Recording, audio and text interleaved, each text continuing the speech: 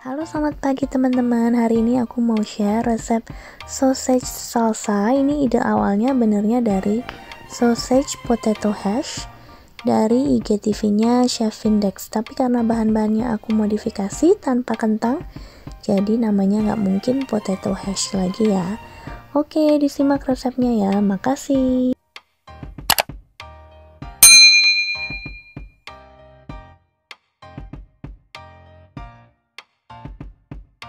Nah, karena sausage salsanya untuk side dish makan steak, ini aku hanya punya daging steak yang ada aja di freezer.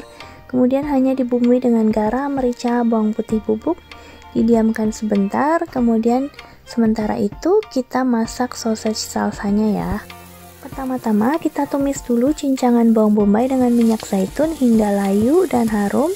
Setelah itu kita masukkan sosisnya aku pakai yang biasa. Kemudian masukkan bawang putih. Ini caranya aku ngikut Chef Index, jadi bawang putihnya belakangan. Kemudian setelah itu kita masukkan campuran aneka sayuran. Masukkan sayuran yang keras dulu ya, seperti wortel. Kita aduk bersama zucchini.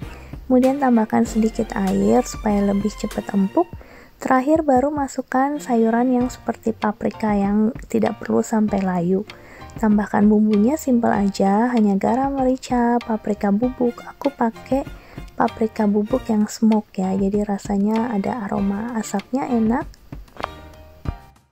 Kemudian untuk warna boleh tambahkan daun bawang sesuai selera. Udah jadi deh, gampang banget kan untuk side dish makan temen steak daging atau steak ayam. Boleh cocok deh.